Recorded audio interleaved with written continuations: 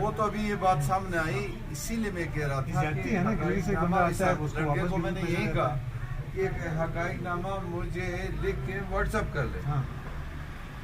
हम डीसी से बात करेंगे, एसपी से बात करेंगे, चेक पोस्ट में ये क्यों हुआ, पार्टी पीछे वापस क्यों चली गई।